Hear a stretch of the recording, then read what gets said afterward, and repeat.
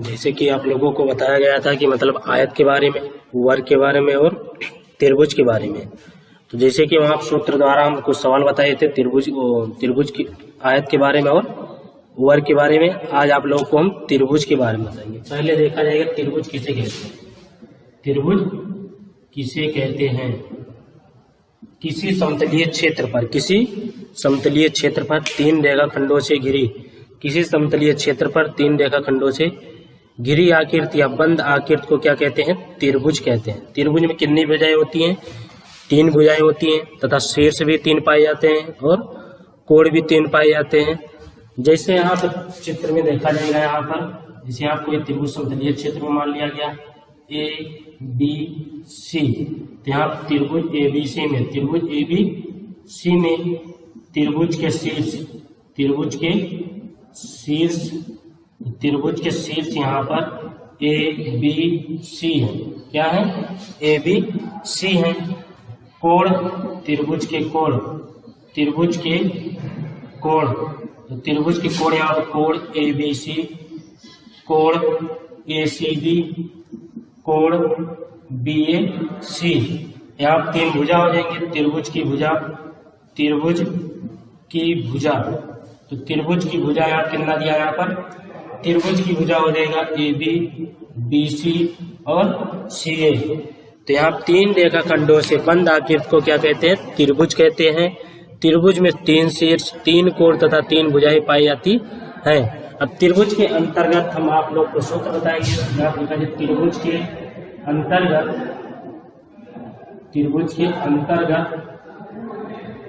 कुछ महत्वपूर्ण सूत्र। जैसे यहाँ त्रिभुज दिया है, क्या दिया है? त्रिभुज दिया है जब भुजाएं अलग अलग ए बी सी, तो यहाँ यदि त्रिभुज की भुजाएं भिन्न भिन्न हो तो त्रिभुज का क्षेत्रफल होता है। त्रिभुज का क्षेत्रफल को हम किससे लिखते हैं?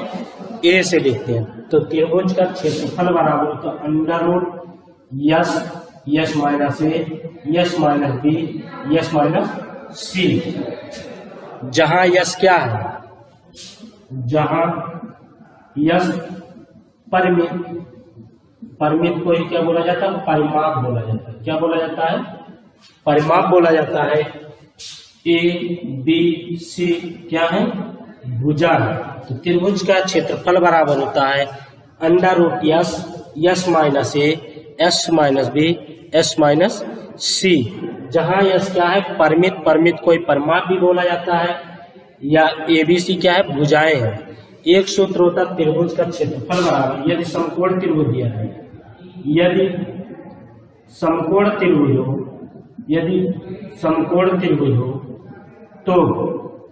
तो त्रिभुज का क्षेत्रफल बराबर,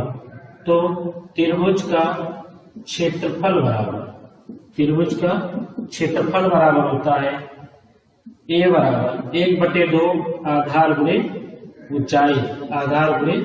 ऊंचाई। ये समकोण त्रिभुज रहेगा तब ये वाला क्षेत्रफल लगेगा। जब तीनों भुजाएं अलग अलग होंगी तो ये वाला सूत्र लगेगा। इसी तरह त्रिभुज का आधार अगर याद करना होगा, त्रिभुज का आधार बराबर रहेगा, त्रिभुज का आधार बराबर है 2 गुणे क्षेत्रफल बटे ऊंचाई के। इसी तरह यदि ऊंचाई याद करना होगा, त्रिभुज की ऊंचाई याद करना हो, त्रिभुज की ऊंचाई बराबर देगा 2 गुणे क्षेत्रफल बटे कितना हो जाएगा? आधार हो जाएगा। इसी तरह समबाहु त्रिभुज, यह समबाहु त्रिभुज किसे कहते हैं? जिसे बताया गया समबाहु त्रिभुज किसे कहते हैं? समबाहु त्रिभुज कौन सा पॉइंट है? समबाहु त्रिभुज। समबाहु त्रिभुज में क्या होता है? तीनों भुजाएं क्या होती है? समबाहु त्रिभुज। बाहु मतलब सम का मतलब समान, सभी भुजाएं यदि बराबर होती हैं। जैसे सम त्रिभुज में 3 भुजाएं होती है, तीनों भुजाओं का मान क्या हो? बराबर हो, तो उसी को हम समबाहु त्रिभुज कहते हैं। क्या कहते हैं? समबाहु त्रिभुज। तो समबाहु त्रिभुज का क्षेत्रफल होता है यहाँ पर, समबाहु त्रिभुज का क्षेत्रफल बराबर होता है √3/4 गुणे भुजा स्क्वायर, क्योंकि भुजा का मान तीनों मान एक ही रहेगा, इसलिए समबाहु त्रिभुज का क्षेत्रफल बराबर हो जाए √3/4 गुणे भुजा स्क्वायर। इसी प्रकार यदि समबाहु त्रिभुज का लंब ज्ञात करना, क्या ज्ञात करना, समबाहु त्रिभुज का लंब, तो समबाहु त्रिभुज का लंब बराबर होता है सूत्र √3/2 गुणे कितना होता है, भुजा होता है। इसी तरह हम इन सूत्रों के आधारित अन्य प्रश्नों को हम हल कर सकते हैं। अब इन सूत्रों के आधार पर आप लोगों को हम 1-2 सवाल बता देंगे, उसके बाद अन्य सभी क्वेश्चन को आप लोग लगाइएगा।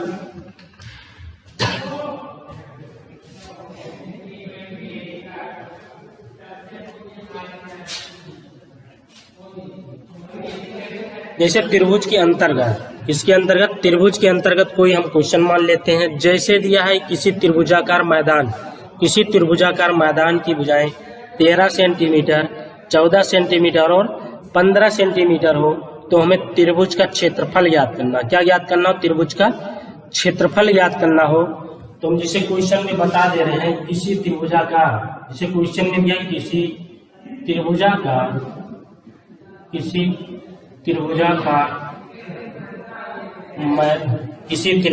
मैदान की भुजाएं, किसी त्रिभुजाकार मैदान की भुजाएं 13 मीटर, 14 मीटर, 15 मीटर हो, तो त्रिभुज का क्षेत्रफल ज्ञात, त्रिभुज का क्षेत्रफल ज्ञात कीजिए। पहले हम क्वेश्चन के बारे में समझेंगे। क्वेश्चन क्या कह रहा है, तो कह रहा है किसी त्रिभुजकार मैदान की भुजाएं 13 मीटर, 14 मीटर, 15 मीटर हो, तो त्रिभुज का क्षेत्रफल ज्ञात करना। तो जैसे हमें पता हो सबसे बड़ी भुजा क्या होती है, कर्ण होती है, उसके बाद लंब होता है, फिर आधार होता है। पहले चित्र अनुसार यहाँ सॉल्व किया जाएगा, पहले फिगर बना देंगे। यहाँ पर मान लीजिए यहाँ पे 15 मीटर दिया है, कितना दिया, 15 मीटर दिया है, 14 मीटर दिया है और आधार दिया है 13 मीटर, कितना दिया है 13 मीटर। तो नामकरण कर देंगे ABC। तो यहाँ पहले भुजा का मान जो दिया, तो त्रिभुजाकार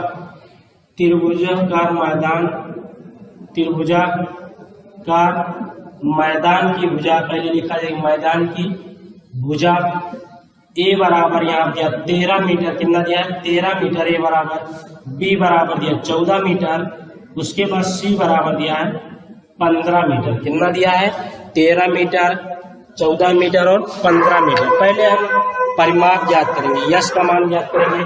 तो पहले यश बराबर, क्योंकि यश बराबर सूत्र होता है A + B + C बटे कितना होता है 2। तो अब A का मान रखेंगे, A का मान दिया 13 मीटर + 14 मीटर + 15 मीटर बटे 2। तो 13 14 कितना होता है 27, 13 14 27, 27 15 कितना होता है 42। अब इसका जोड़ा जाएगा तो यहाँ 42 बटे 2, 42 को 2 से डिवाइड किया जाएगा तो कितना आएगा 21, मतलब 21 मीटर। तो यश का मान हमें हो गया 21 मीटर। तो हमें यश का मान पता हो गया। अब हमें त्रिभुज का क्षेत्रफल ज्ञात करना है।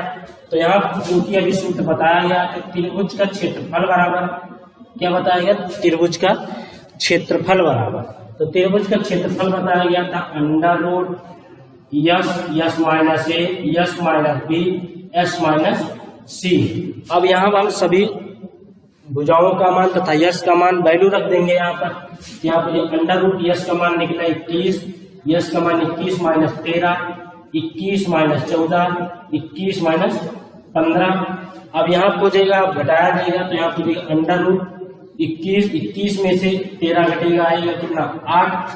अब 21 में से 14 घटेगा, कितना आएगा 7। या 21 में से 15 घटेगा 6 आएगा, कितना आएगा 6 आएगा। अब पुनः इस संख्या को तोड़ देंगे क्योंकि वर्गमूल याद करना। 21 को लिखा जा सकता 3 × 7, कितना लिखा जा सकता 3 × 7। 8 को लिखा जा सकता कितना 2 × 2 × 2 × 7। 6 को लिखा जा सकता 3 × 2। अब यहाँ पर वर्गमूल ज्ञात करना, क्या ज्ञात करना है? वर्गमूल ज्ञात करना। पहले आप यहाँ 3 का स्क्वायर कर दिया जाएगा, 3 क्योंकि 2 बार है, 7 2 बार है, 4 की 2 कितनी बार है? 4 बार है। तब इसको हम अंडर रूट से बाहर लेंगे, यहाँ पर दिया 3, यहाँ पर दिया 7, यहाँ पर दिया 2 का स्क्वायर, क्योंकि यहाँ 2 घात कितना है? 4 है। अगर 2 का स्क्वायर बाहर लेंगे 2 घात 2 बचेगा। यहाँ पर 7 21 गुणे 2 गुणे 4, 21 होगा, कितना होता है? 84। कितना होता है? 84। इसका मात्रक होता है वर्ग मीटर। क्या होता है? वर्ग मीटर।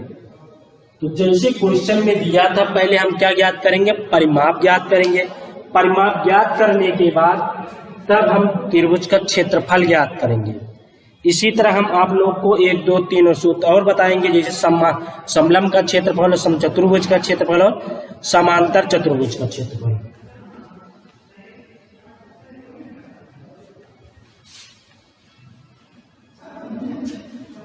जैसे हमें पता होता है समलंब का क्षेत्रफल बराबर क्या होता है? समलंब का क्षेत्रफल बराबर होता है 1/2 समांतर भुजाओं का योग, 1/2 समांतर भुजाओं का योग गुणे होता है ऊंचाई। क्या होता है? ऊंचाई। और होता है समचतुर्भुज का क्षेत्रफल होता है समचतुर्भुज का क्षेत्रफल बराबर होता है 1/2 विकर्ण जो रहते हैं, 1/2 विकर्णों का गुणनफल, 1/2 विकर्णों का गुणनफल, 1/2 विकर्णों का गुणनफल। इसी तरह समांतर चतुर्भुज का क्षेत्रफल, समांतर चतुर्भुज का क्षेत्रफल होता है आधार गुणे ऊंचाई की, आधार गुणे ऊंचाई। ये सब क्या होगा? त्रिभुज के अंतर्गत हम इन सभी सवालों को सूत्र के आधार पर हम अन्य सभी सवालों को लगा सकते हैं। अब ये चैप्टर आप लोग का सेकेंड सेमेस्टर का मैथ जो चैप्टर था त्रिभुज, आयत, वर्ग तथा वृत्त के बारे में, ये पूरा चैप्टर हो गया, खत्म हो गया। इसके अगले चैप्टर को हम अगले अन्य वीडियो में आप लोग को हम बताएंगे। इसके लिए आप थैंक यू।